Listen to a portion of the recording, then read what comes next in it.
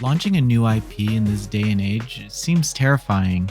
The task of establishing a new world on a new name and the hope that gamers want to devote time to playing it is becoming less common in the AAA scene. As publishers opt to build off the backs of already established franchises, Bandai Namco is taking a chance on their upcoming action RPG, Scarlet Nexus. After spending some time playing in the most recent demo, I really wanted to take a look at what this title offers to compare to the publisher's other established licenses and see if it has what it takes to become a series.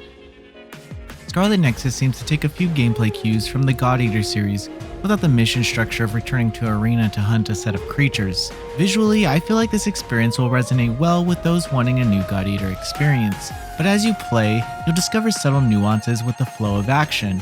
For starters, the gameplay is built off your squad, who can provide abilities to the two main protagonists, Kasane Randall and Yuta Samaragi. These four teammates are tied to the face buttons of the controller and can be called upon during battle to cause damage to an enemy's weakness. Even in the demo, there was quite a variety of ways to utilize the party members. A few characters provided elemental attacks, but others allowed you to see invisible enemies. However, some didn't always work, such as the teleportation ability, which I would have loved to utilize more in a fight, although it seemed to only benefit environmental means by getting onto the other side of a gate. This, along with your psychokinetic abilities to pick up objects and slam them into enemies, is wrapped up into your combos to provide a pretty interesting action experience. You're constantly kept on your toes to adjust to the enemies you're fighting against while using abilities that affect their weaknesses. Perfect dodges can also slow down time, but I found it really difficult to dodge out of a combo, which was kind of irritating. The environments are a step up from the gothic world of Code Vein because the walls and buildings have added detail and flair. I couldn't say I totally like how the stages flowed though. The characters can feel light on their toes, so one push of the analog stick causes them to run a few steps in any given direction. This works in moments of action, but stages also have small platforming sections for hidden items that will test your patience when it comes to jumping over precision gaps. You'd probably want to compare action games with titles like Devil May Cry being the base, but Scarlet Nexus leads more into the RPG aspect of its design and not so much comboing for years.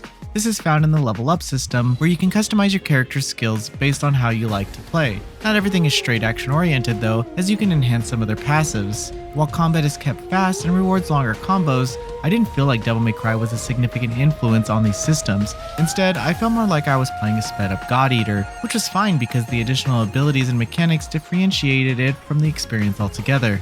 The character models in Scarlet Nexus are some of the best I've ever seen from this development team. They look amazing in contrast to the level design. The flashy animations are enhanced if you take advantage of the various options, but you can fall into the repetitive cycle of button presses. Breaking an enemy's guard allows you to execute a finishing move, and there are even QTEs when throwing certain objects. Still, it's the character's growth and how they affect the battle system in late game sections that will truly set this adventure apart from other games in the genre. Scarlet Nexus shares similarities to games such as Code Vein and God Eater, with a few RPG skill trees that are found in the Sword Art Online titles, but there's something unique here from the publisher that I hope doesn't fall flat in the later portions of the game. Further, I like the level design and enemies to grow along with the character, so we can see a significant variety throughout the narrative. Speaking of narrative, I'm not a huge fan of the static images, but I'm interested to see how these characters interact and what forces aim to hinder their goals. There's a lot of potential here, but right now, I need to see more to know if this is something that could spawn into a series. Scarlet Nexus is coming to PS4, PS5, Xbox One, Xbox Series X, and PC on June 25th, 2021.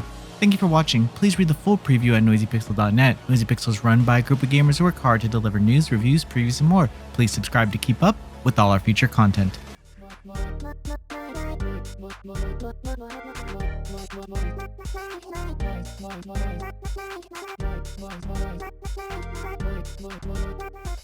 Noisy Pixel.